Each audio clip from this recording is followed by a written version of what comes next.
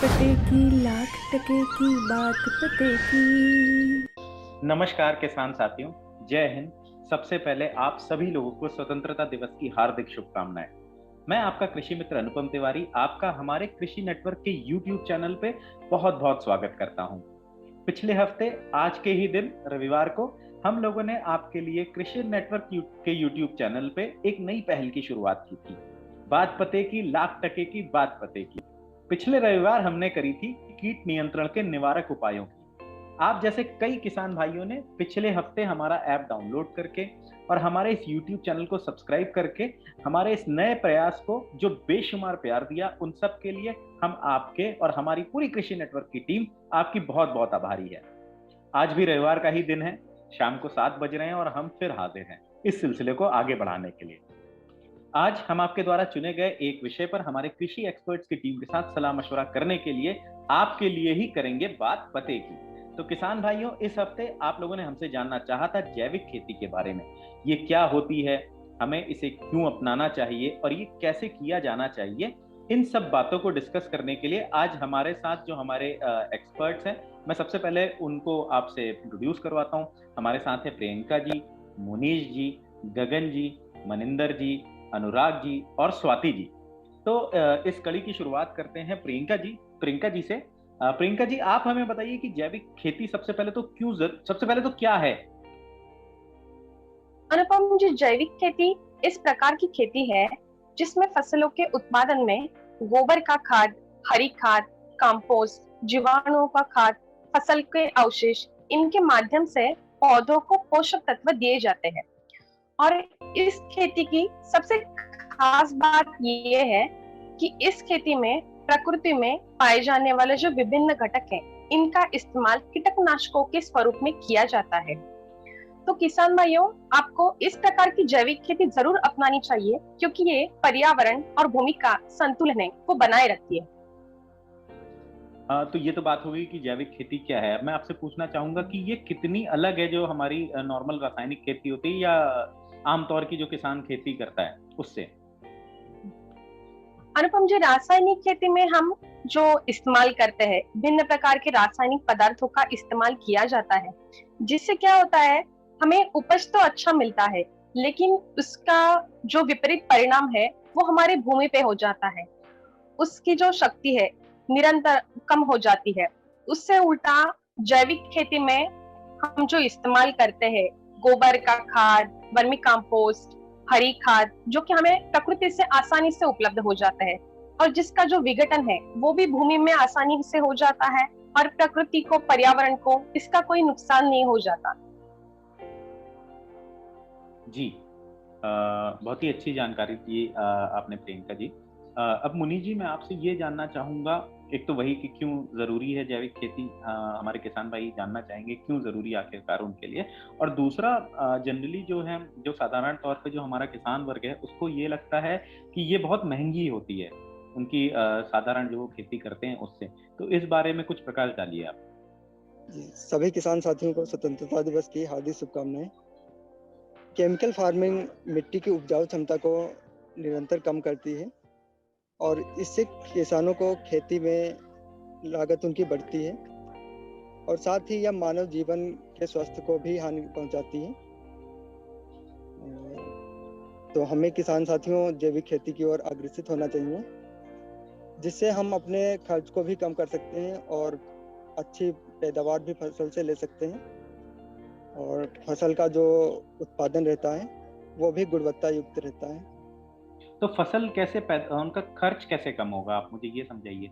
जो पारंपरिक खेती है, अगर किसान उसको छोड़ के जैविक खेती में आता है तो खर्च कैसे कम होगा उसका। जैविक खेती बिना रसायनों के प्रयोग से होने वाली खेती है, जो कि हमारे पूर्वज करते थे पहले से।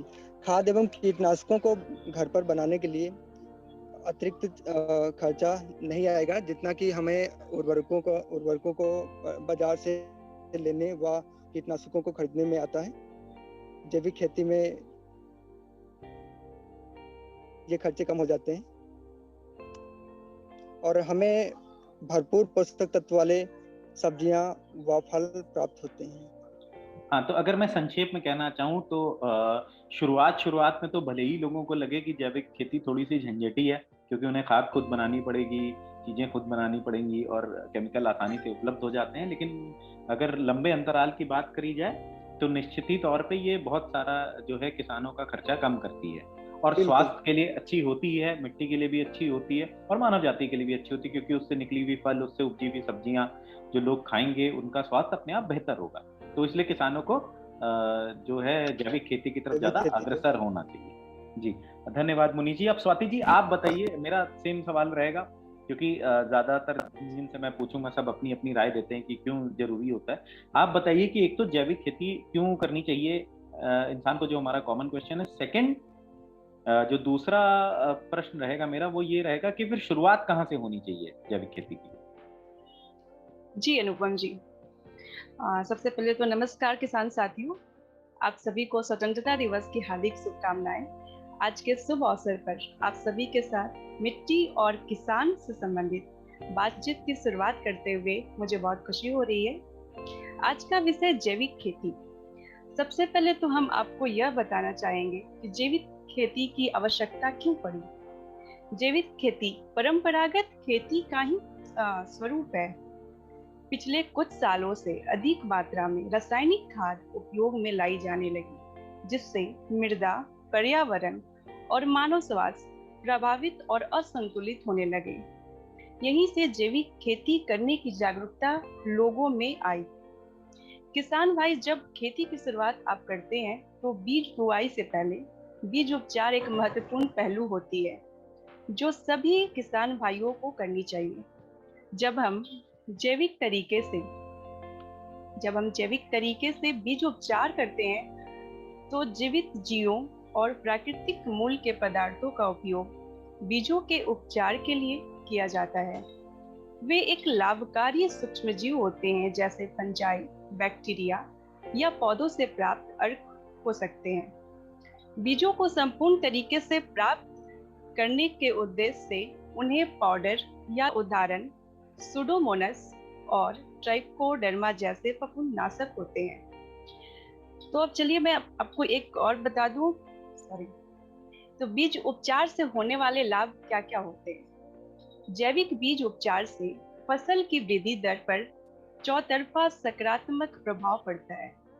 यह जड़ प्रणाली के विकास में भी मदद करता है और यह पोषक तत्वों को ग्रहण करने से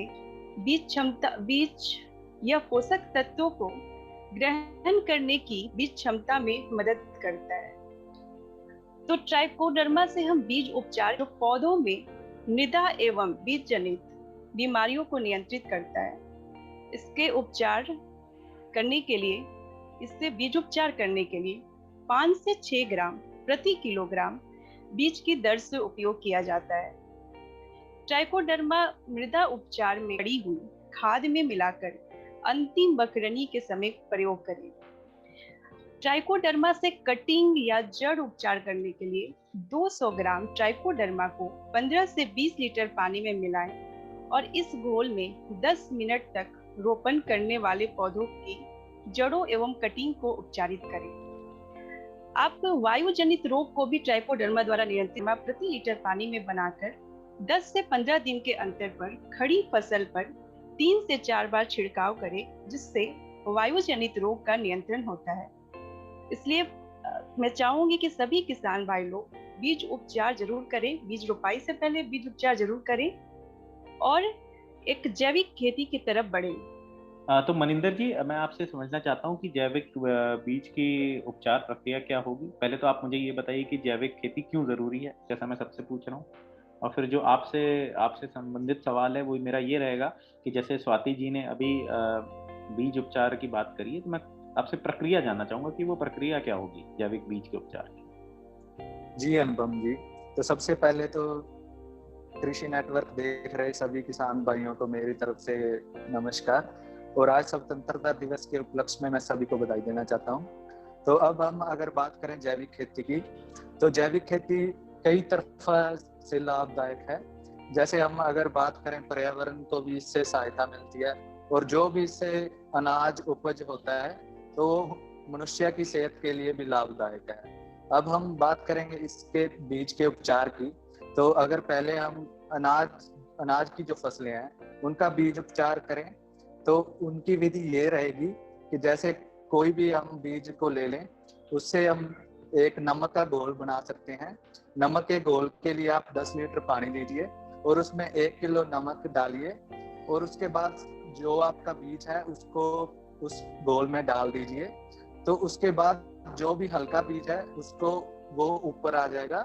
ये सब नितारने के बाद हल्का बीज ऊपर आएगा और उसके बाद हल्के बीज को अलग कर देना है।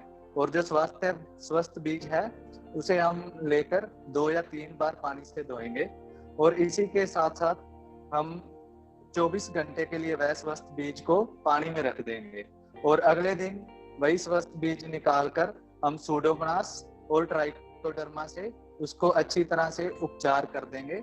इसकी मात्रा 5 ग्राम सूडोमोनास और 5 ग्राम ट्राइकोडर्मा की रहेगी प्रति किलो बीज के लिए। और अगर सूडोमोनास नहीं मिलता तो आप 5 ग्राम ट्राइकोडर्मा से इसकी उपचार कर सकते हैं। तो ये विधि अनाज के लिए रहेगी। और अगर हम सब्जियों की बात करें तो सब्जियों को अगर हम गर्म पानी में 120 डिग्री सेल्सियस पर उबाल दें उनके बीज को, तो भी हम अच्छे से जो भी उनके बीज से जनित जीवाणु होंगे जिससे आगे बहुत रोग फैलते हैं तो वो अच्छे से कंट्रोल हो सकेंगे। तो यही सब सब्जियों और अनाज के उपचार में मेन विधि रहेगी। अब मेरा सवाल ये है कि खेत की जुताई की तैयारी कैसे करनी चाहिए जैविक तरीके से? खेत की जैविक तरीके से तैयारी करने के लिए बुआई से पहले हम मृदा क्षौरीकरण कर सकते हैं। वह एक जैविक तरीका है जिससे खेत है बिना केमिकल का एक जैविक तरीके से उपजाऊ बनता है और उसमें पाए जाने वाले जो भी कीटनाशक होते हैं या फिर जो भी जीवाणु होते हैं वो नष्ट होते हैं मृदा क्षौरीकरण करने। जब हम मृदा क्षौरीकरण की विधि अपनाते हैं तो उस दौरान जितने भी खेत में पाए जाने वाले खरपतवार या कीट होते हैं वो सभी नष्ट हो जाते हैं। तो यह एक अच्छा तरीका है खेत तैयारी करने से पहले मृदा क्षौरीकरण करना, एक जैविक तरीका है। ठीक है, धन्यवाद स्वाति जी, बहुत ही अच्छी जानकारी दी आपने। अब गगन जी, एक तो मैं माफी चाहता हूँ, बहुत टाइम से आपको और अनुराग जी को मैंने इंतजार कराया है, बट आप मुझे बताइए कि एक तो क्या समस्या आती है जैविक खेती करते टाइम क्या समस्या आती है किसान को, क्योंकि इसी वजह से किसान जो है जैविक खेती नहीं अपनाना चाह रहा है, और अगर समस्या आती है तो उसका आसान सा निवारण क्या होगा? जी अनुपम जी, सबसे पहले तो आपको हमारे सारे एक्सपर्ट और किसान भाइयों को स्वतंत्रता दिवस की बहुत बहुत शुभकामनाएं। जैसे कि आपने कहा कि क्या क्या दिक्कत आती है, तो जो मेरे ख्याल से जो मेन दिक्कत आती है किसानों को वो आती है कि पोषक तत्वों का कैसे खेत में डालें, कि जो जरूरत होती है पौधों की वो कैसे पूरी करें, और दूसरा जो आता है वो कीटों की रोकथाम कैसे करें। तो मैं यहाँ पे बताना चाहूँगा थोड़ा सा कि जैसे हम देखें सन 1939 से पहले जो था वो हम ऑर्गेनिकली जैविक खेती कर रहे थे सारी। जो DDT का है जो पहला कीटनाशक था उसका तो प्रॉपर्टी थी वो 1939 से पता चली, और रासायनिक जो खेती है वो तभी से स्टार्ट हुई, उससे पहले हम जैविक कर रहे थे। तो ये मैं कहना चाहूँगा कि आप इजीली से कर सकता है फार्मर जैविक खेती को। इसमें जो जैसे कि अगर पोषक तत्वों की कमी को पूरा करना है तो उसके लिए फार्मर क्या कर सकता है कि पौधों की खाद होती है, गोबर की खाद है या केंचुए हो गए, उसका इस्तेमाल कर सकता है फार्मर किसान खेत में, जिससे कि पोषक तत्वों की जो कमी होगी वो पौधों को पूरा कर देगी। ये जो चीजें हैं। और दूसरा अगर हम कीटों की रोकथाम की बात करें तो उसके लिए हमारे पास मित्र कीट होते हैं अलग अलग, जो दूसरे जो नुकसान पहुंचा रहे हैं कीट उनकी रोकथाम कर।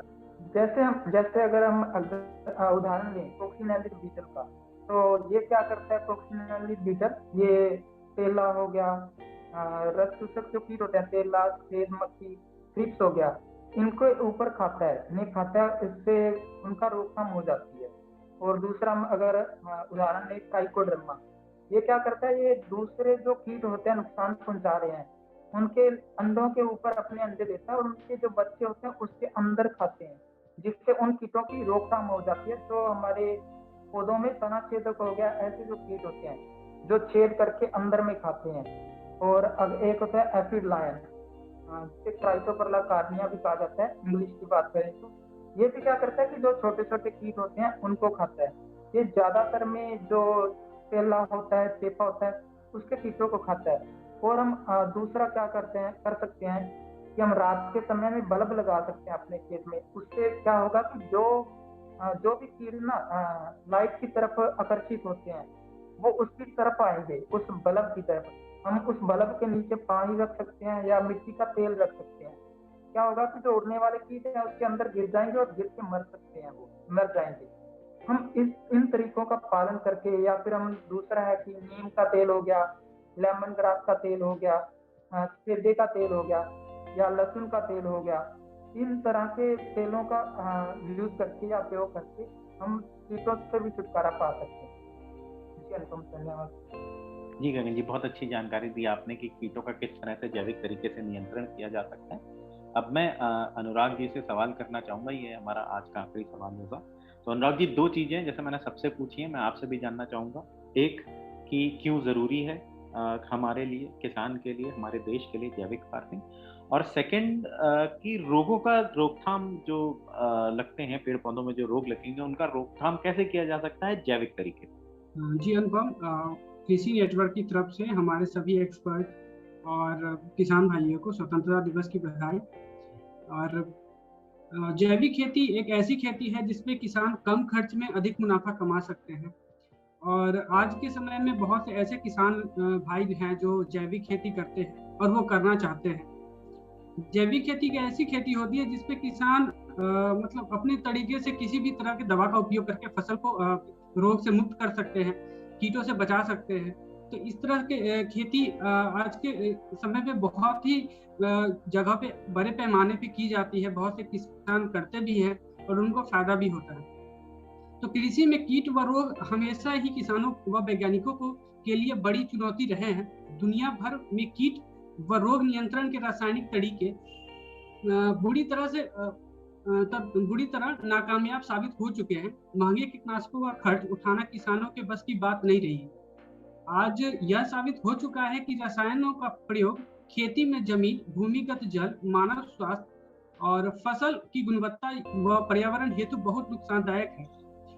कीटों व रोगों के नियंत्रण का एकमात्र सही समाधान है कि किसान भिन्न भिन्न फसल चक्र को अपनाएं ताकि प्राकृतिक पर आधारित कीट व फसलों को आपसी प्राकृतिक सामंजस्य बना रहे और प्राकृतिक का संतुलन न कर बढ़ाए।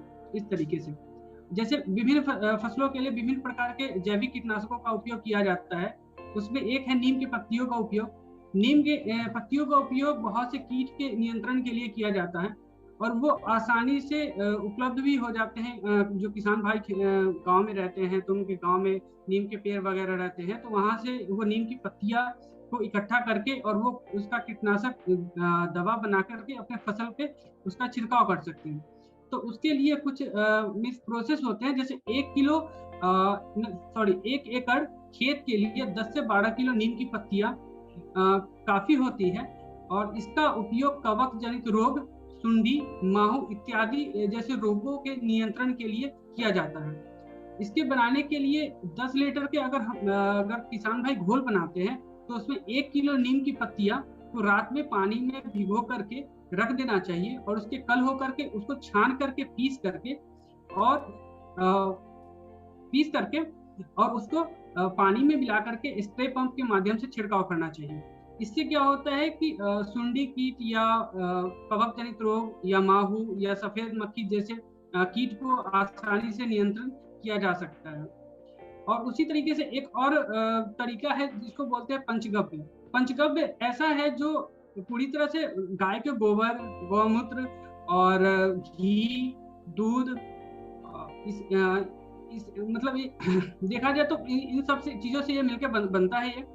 और पंचगव्य बनाने के लिए 100 ग्राम गाय के घी, 1 किलो गौमूत्र, 1 लीटर गौमूत्र, 1 लीटर दूध, 1 किलो गाय के गोबर व 100 ग्राम शहद को मिला करके कुछ दिनों के लिए एक ड्रम में रख दिया जाता है और वो ड्रम को बीच बीच में मतलब थोड़ा सा हल्का हिलाना पड़ता है ताकि उसका जो अर्क है वो अच्छे तरीके से पानी में घुल जाए और जब वो स्प्रे हो तो पौधे पे अच्छे तरीके से काम करे।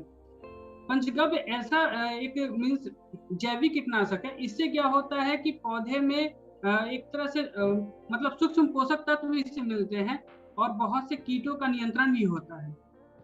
उसी तरीके से गौमूत्र भी है। तो गौमूत्र में बेसिकली देखा जाए तो पोटास और नाइट्रोजन की मात्रा बहुत ज्यादा होती है और गौमूत्र का प्रयोग फल, सब्जी, बेल वाली फसलों व कीड़ों व बीमारियों को बचाने के लिए किया जाता है। और इसके उपयोग से क्या होते हैं कि बहुत सारे ऐसे जो सैनिक कीट है या शत्रु कीट है वो मर जाते हैं। ठीक है, जैसे अभी क्या होता है कि केचुआ है, केचुआ तो हमारे मित्र कीट है। अगर केचुआ मित्र कीट है और वो क्या करते हैं कि हमारे मिट्टी की उर्वरा शक्ति को बढ़ाते हैं। अभी क्या है कि किसान भाई फोरेट वगैरह या बहुत सारे केमिकल का उपयोग करते हैं, जिससे क्या होता है कि केचुए मर जाते हैं, जिसकी वजह से मिट्टी की उर्वरा शक्ति में कमी आती है, पौधे की बढ़वार रुक जाती है। तो किसान भाइयों का इस तरह के केमिकल का उपयोग नहीं करना चाहिए। ज्यादा से ज्यादा जैविक खाद, जैविक दवा का उपयोग करना चाहिए। जैविक दवा और जैविक खाद के उपयोग से क्या होता है कि किसानों के बहुत कम खर्च में अधिक मुनाफा होता है। जी अनुराग जी, बहुत ही अच्छे सुझाव दिए आपने। काफी किसान भाइयों का ज्ञानवर्धन हुआ होगा आपके सुझावों से। तो किसान भाइयों, मैं ये आपसे कहना चाहता हूँ कि आज ये हमारे एक्सपर्ट्स हमारे साथ जुड़े, छुट्टी का दिन होने के बावजूद इन्होंने आपके लिए टाइम निकाला, हम सब से जुड़े और अपने बहुत ही बेहतरीन सुझाव दिए। मैं आप सबका हमारे साथ जुड़ने के लिए धन्यवाद देना चाहता हूं और अपने किसान भाइयों से ये आग्रह करता हूं कि आज का ये वीडियो ज़्यादा से ज़्यादा शेयर करें, लाइक करें, ताकि हमारे अन्य किसान भाइयों को भी जो जैविक खेती की विशेषताएं हैं वो पता चल जाएं। अगले हफ्ते हमारी मुलाकात होगी एक नए टॉपिक के साथ। तो किसान भाइयों, इस हफ्ते आप लोगों ने हमसे जानना चाहा था धान की फसल के बारे में, क्योंकि आप में से कई लोग अभी धान की फसल आप लोगों ने लगा रखी है। हमारे पिछले वीडियो में काफी कमेंट्स आए थे और उसके आधार पर हमने एक टॉपिक आप लोगों के लिए निर्धारित किया था। तो उसी सिलसिले को आगे बढ़ाते हुए आप बेल आइकन दबा के चैनल को सब्सक्राइब करना ना भूलें और हर रविवार शाम 7 बजे जरूर देखें आपका अपना शो बात पते की। धन्यवाद। याद रखिएगा, बात पते की, लाख टके की बात पते की।